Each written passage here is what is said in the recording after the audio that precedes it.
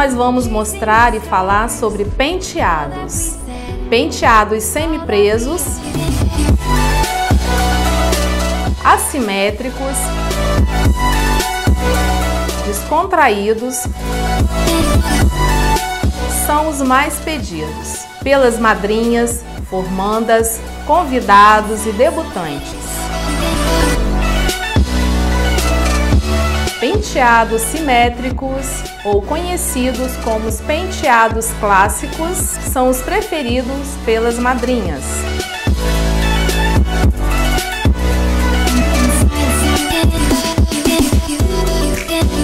Fizemos uma apresentação de alguns deles: coque torcido romântico, trança romana,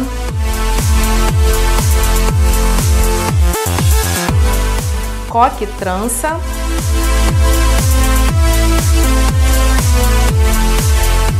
rabo de cavalo com mechas trançadas,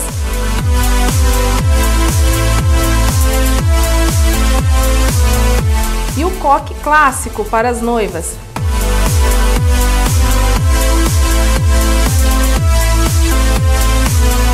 E também existem variações entre eles.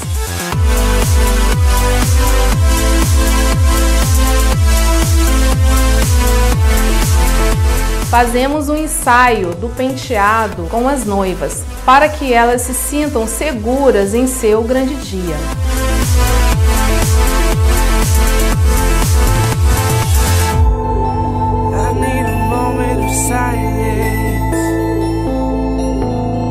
Marque uma visita para conhecer nosso trabalho. Salão Reni Moter Hair Spa.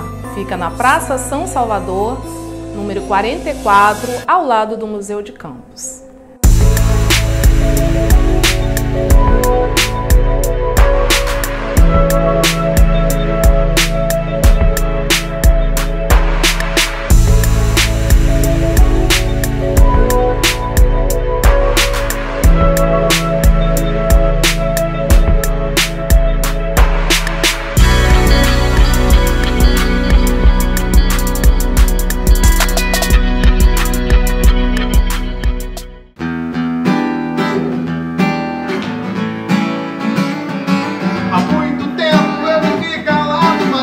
Resolvi falar.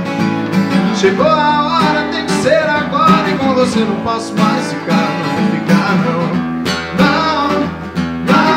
Não posso mais ficar.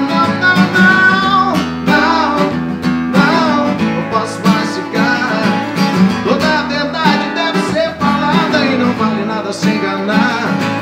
Não tem mais jeito, tudo está desfeito. Com você não posso mais ficar.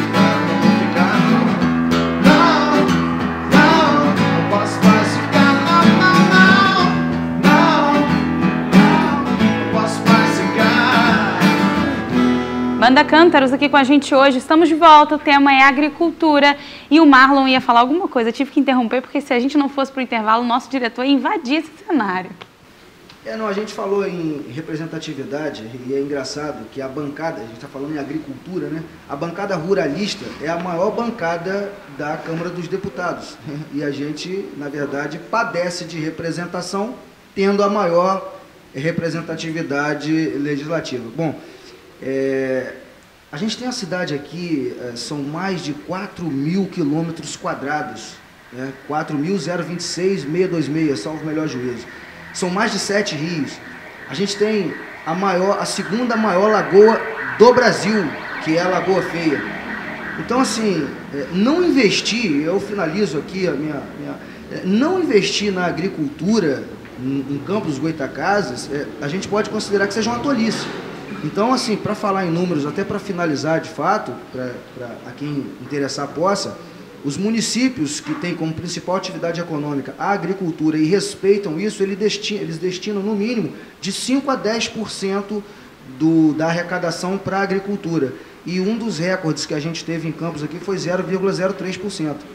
Então, de fato, a gente está muito aquém de onde a gente deveria. Tomara que a gente consiga virar esse jogo, eu tenho muita fé nisso. Vou passar para o professor ali. Nós vemos a agricultura E às vezes aqui, como nós estamos falando da nossa região, e nós não podemos estar isolados, e quando até toca no assunto, situação de São Francisco, mas é bom que se lembre que toda aquela fruticultura, toda essa produção de aipim, que agora há pouco eu falei, ela é toda em parceria. Embora não seja uma parceria formal, e quando nós estamos falando da necessidade de se organizar esses produtores, porque um produtor, a identidade de um produtor é quando ele tem, diz assim, eu sou produtor, a minha inscrição estadual é tal número. Não adianta só saber plantar. É igual o cara que sabe dirigir a moto, mas não tem a carteira, ele não pode dizer que é um motorista. Então, isso envolve muita coisa, porque o produtor que ele tem inscrição estadual, que ele tira nota, ele tem amparo da Seguridade Social, a família dele está amparada com a aposentadoria especial, porque nesse momento que nós ouvimos tanto falar nessa gritaria de reforma da Previdência, querendo falar sobre alguma coisa rural, esquecem de dizer que todo produto rural é recolhido 2,3% para o INSS e que vai direto para o Fundo do Amparo ao Trabalhador, exatamente de todos os proprietários, independente, quanto mais renda tiver, os maiores que sejam, aquele dinheiro ele não usa, aquele dinheiro é para o amparo. Esses assuntos, a gente está aqui hoje tocando, eu acho muito importante, Amanda, nós, dentro do meio de comunicação, procurar propostas, assuntos rurais, até porque não existe o cidadão da cidade se não existir o homem do campo. Quando se pergunta qual a profissão, alguém sempre precisa de um advogado alguma vez na vida, um arquiteto, médico muitas vezes, mas o produtor ele precisa todo dia, no mínimo, 3 vezes do agricultor. Então é a única profissão que todo mundo precisa muito. Então o dia que as cidades reconhecerem que elas é que têm que lutar pelo campo, porque o campo, as cidades, elas se acabam se não existir o campo, se o campo não produzir comida. Mas o campo não precisa da cidade. Quem mora no interior, ele sabe, já é acostumado com as dificuldades, com a estrada ruim, com o transporte, com a creche que não tem, mas ele sabe viver assim. Pega quem é do meio urbano. Então, este é um problema da nossa região, urbanização descontrolada, de pessoas que eram para estar no interior, que hoje é possível fazer renda. Quando se fala em renda, não se fala em área.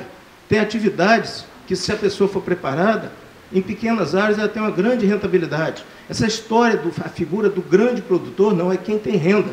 É comum você encontrar proprietários que têm 100 alqueires de terra, que dono de terra é diferente de produtor rural.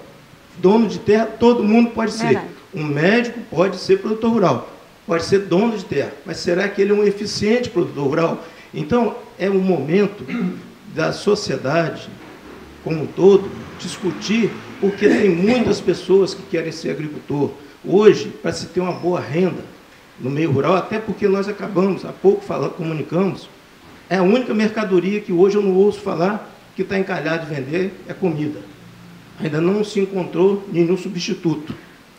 Dizem que a tecnologia consegue tudo, mas até agora não se conseguiu dizer assim, houve alguém que fizesse alguma coisa que o ser humano viva sem a comida.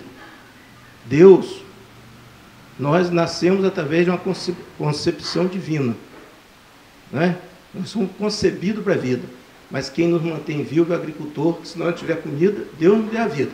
Mas se o agricultor não der comida para todo dia, nós não temos como sobreviver. Então, nós estamos falando aqui da importância de se discutir esse assunto. Especificamente, os diferentes assuntos sobre essa área, nós iríamos ficar muito tempo. Mas eu acredito que nesse programa nós não conseguimos falar de todas as necessidades, mas detalhadamente agradecemos, fico satisfeito desse espaço, de estarmos aqui discutindo diferentes opiniões, divergentes, concordantes, mas nós temos que encontrar o caminho. Sobre agricultura, a força do campo, é bom que se saiba, uma das maiores rendas que qualquer município pode ter é quando chega o ICMS daquilo que é produzido no campo. Existem umas contas lá que são feitas, onde o fator das notas fiscais de produtos emitidos do produtor, esse fator é 70. Por isso que você vai em Rio Verde do Goiás, a cada R$ 6 de nota tirada do produtor rural, um vai para dentro da Prefeitura de Rio Verde. Você, em cada município do Espírito Santo, nesse momento, no ano 2016, a cada R$23 de nota de produtor, foi um para as prefeituras de cada município que saiu aquele produto. Hoje, aqui no estado do Rio, ano passado, era R$53 de nota de produtor para voltar R$1 para dentro do município. Então, cada um, se nós nos organizarmos, conforme nós citamos, existem diferentes formas, e que nós estando juntos, nós vamos nos encontrar forma, porque nós temos a força de mostrar com número. Nós temos que ter esse investimento, a estrada tem que estar boa, tem que ter a creche produtor rural, porque sem o produtor rural não tem vida.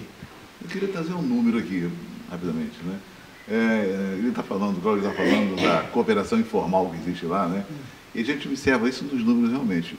Estão enganados aqueles que imaginam que São Francisco é tão pobre assim, né? Não é. São Francisco tem a agricultura mais diversificada do estado do Rio de Janeiro, né? São Francisco cresceu de 2005 a 2010, né, 275% a produção leiteira. Hoje, São Francisco, se não me engano, está em segundo lugar do estado do Rio de Janeiro. E ainda falando sobre a questão da organização, esta região nossa, Norte-Noroeste Fluminense, produz 30% do leite do estado do Rio de Janeiro. Nem por isso a gente consegue evoluir. Então falta realmente organização, uma visão mais orientada para potencializar esse recurso que existe, mas nós não conseguimos usufruir dele, né? Cláudio, seguindo a sua linha de raciocínio, foi a primeira profissão do mundo, quando Deus entregou o Éden para que Adão tomasse conta. Eu costumo dizer que quando a gente cuida do solo, a gente volta a ser quem a gente era ou quem a gente deveria ser. Só lembrando aqui ao Evandro o seguinte, parabéns pela continuidade de um programa. Não é comum. Normalmente os governos abandonam programas de governos anteriores.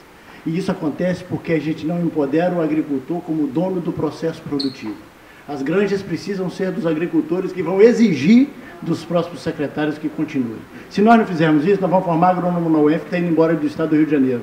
Nós vamos formar veterinário que vai ser só urbano porque no campo não tem mercado. Nós vamos formar zootecnista que está indo embora do estado do Rio de Janeiro. Então é porque cada governo que entra quer acabar com o que o outro saiu. Isso é incomum. E isso é uma demonstração de que nós podemos fazer diferente, né? Mas isso precisa ser construído nesses governos que estão presentes, de que o agricultor tenha poder sobre isso e tenha a sua representação própria. Porque senão ele não tem... Repito o que eu falei lá no início, não tem nada o que fazer se o agricultor não for dono das rédeas. A gente vai ter que ir embora, nosso tempo acabou, né? A gente estourou, na verdade, o nosso tempo. Eu falei no início, né? Parece que a gente tem muito tempo, mas no final das contas a gente se dá conta que dá para gravar mais um programa inteiro, principalmente com um assunto extenso como a agricultura. Eu quero agradecer a presença de vocês, desde já, refazer um novo convite. Eu acho que a gente precisa se reunir de novo. Existe muita coisa em que a gente ainda pode aprofundar um pouco mais, falar um pouco mais. Então, acho que a agricultura tem sempre que estar em pauta. A gente hoje colhe os frutos de muitos anos de descaso nesse setor agrícola, falo pelo nosso município, pelo nosso estado, pelo nosso país inteiro. Então isso precisa estar em pauta, isso precisa ser discutido, porque eu acho que essa junção de conhecimento é muito favorável para que a gente consiga caminhar. Quero agradecer a presença de vocês, agradecer aos nossos músicos da banda Cântaros. A gente encerra com vocês agora, até a próxima. A gente queria agradecer a oportunidade, dizer que durante o programa a gente trouxe algumas músicas nossas e a gente vai encerrar com mais uma nossa.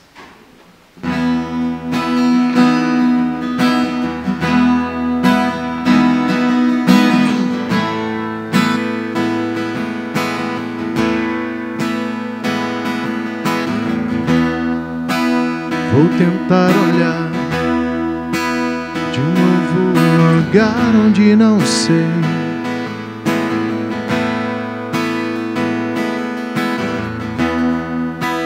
Dentre as flores mortas, de cerrar as portas, me deixei. Vou voltar e tentar olhar o deserto que criei, desvendar o fundo de um olhar, entender o que não sei se sei.